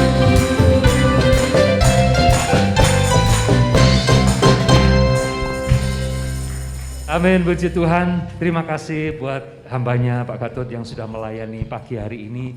Dan kita sungguh-sungguh dikuatkan. Oh, luar biasa bahwa pagi hari ini Bapak Ibu Saudaraku, sebelum kita pulang dan kita berdoa, pastikan, mari sama-sama kita pastikan praktekkan ini dalam kehidupan kita. Amin. Loh, kok enggak semangat gini? Amin. Amin. Mari kita lakukan bersama-sama. Dan bukan sekedar ucapan belaka, tapi kita sungguh-sungguh. Karena dunia ini membutuhkan Yesus, dunia ini membutuhkan Dia. Mari saudaraku, benar-benar kita waktu berdoa nanti, saya minta setiap masing-masing pribadi, Tuhan, katakan aku mau Tuhan, aku mau. Mulai dulu kita ciptakan surga di rumah kita, di keluarga kita. Amin. Tidak usah jauh-jauh, di keluarga kita sendiri. Dan sebelumnya juga saya ucapkan Gongsi Facai, ya, Kyonghi untuk yang merayakan. Kita juga ambil makna yang luar biasa ya. Kalau Imlek gini yang paling seneng siapa? Anak-anak yang paling seneng karena dapat duit banyak. Tapi orang tua keluar banyak. Tapi mereka kita perlu filosofinya perlu kita belajar loh ya. Karena apa? Mereka dengan memberi mereka lebih diberkati loh. Mereka sungguh-sungguh mereka ini hari yang bahagia, hari yang diberkati, mereka suka memberi. Suka memberi karena firman Tuhan katakan berbahagialah yang memberi, bukan yang menerima. Haleluya. Mari kita belajar sama-sama hukum kasih ini dalam kehidupan kita dan saya ucapkan selamat hari kasih yang sungguh-sungguh kita dapat renungkan baik-baik pada pagi hari ini. Mari angkat tangan kita. Bapa di dalam surga, kami mengucap syukur pada pagi hari ini. Kami sungguh-sungguh percaya Engkau sendiri yang berbicara kepada kami. Engkau sendiri yang mengingatkan kepada kami, menegur kami Tuhan. Biarlah hari ini Tuhan menjadi momen perubahan bagi hidup kami. Karakter kami seperti karakter-Mu Tuhan. Kami mau belajar daripada Engkau Tuhan. Menerapkan kasih-Mu Tuhan. Pribadi-Mu itu dalam hidup kami Tuhan. Kami mau berubah Tuhan. Kami mau sungguh-sungguh diubahkan. Kami mau sungguh-sungguh menjadi terang-Mu dimanapun kami berada. Sehingga melalui hidup kami, nama-Mu dimuliakan. Kemuliaan-Mu dinyatakan. Hidup kami memancarkan kasih Kristus. Terima kasih Tuhan, ini kami percaya ketika kami membuka hati kami, Engkau Roh Kudus membawa kami di dalam seluruh kebenaran-Mu, dalam pribadi-Mu. Terima kasih Tuhan, berkati mereka yang ada di rumah, mereka yang tidak ikut bersama-sama dengan kami serahkan dalam tangan-Mu Tuhan. Yang sakit, yang lemah Engkau kuatkan, Engkau sembuhkan, Engkau jamah Tuhan. Dan biarlah mereka penuh dengan sukacita, pengharapan. Dan mereka sungguh-sungguh bergairah di dalam Engkau walaupun mereka tidak bisa datang bersama-sama dengan kami di tempat ini. Tuhan berkati mereka semua. Dan kami juga berdoa pada saat ini, jamah dan kuatkan kami semua yang ada di tempat ini maupun yang ada di rumah. Jemaat-Mu yang Kau kasih ini, dalam masa-masa kesulitan ini, kiranya Tuhan menguatkan bahwa Engkau yang menyertai setiap kami. Tidak pernah meninggalkan kami sedetik pun. Dan kami percaya jaminan penyertaan-Mu itu sungguh-sungguh nyata. Buat mereka kuat dan teguh Tuhan. Karena kami percaya Engkau Allah yang setia. Dan berkati Bapak Presiden kami Tuhan, dan seluruh jajarannya Tuhan. Berikan mereka hikmat, roh kebijaksanaan untuk mengelola bangsa ini dengan bijaksana. Sehingga Indonesia diberkati. Indonesia mengalami anugerah, keselamatan yang daripada Engkau Tuhan. Biarlah kesempatan ini Tuhan pakai pemimpin-pemimpin kami di negeri ini Tuhan. Di dalam nama Tuhan Yesus. Mari Bapak Ibu Saudaraku bersama-sama dengan percaya bahwa kita adalah orang-orang yang diberkati Tuhan. Bahwa kita adalah orang-orang yang bersukacita, penuh dengan anugerah damai sejahtera. Bapak Ibu Saudara dikasih Tuhan, pulanglah dengan membawa berkat, kasih sukacita, damai sejahtera, anugerah yang berlimpah-limpah dari Allah Bapa kita. Di dalam Yesus Kristus, Putra yang tunggal, Yesus Juru Selamat dan kekasih jiwa kita. Dan oleh persekutuan Roh Kudus yang dengan setia membimbing kita semua gerejanya untuk mempersiapkan kita menjadi mempelai-mempelai yang siap untuk menyambut kedatangan kedua kali yang sungguh-sungguh sangat dekat dan segera tiba. Diberkatilah engkau hari ini, esok dan sampai selama-lamanya. Dalam nama Yesus, percaya sama-sama katakan, Amin. Tuhan berkati kita semua.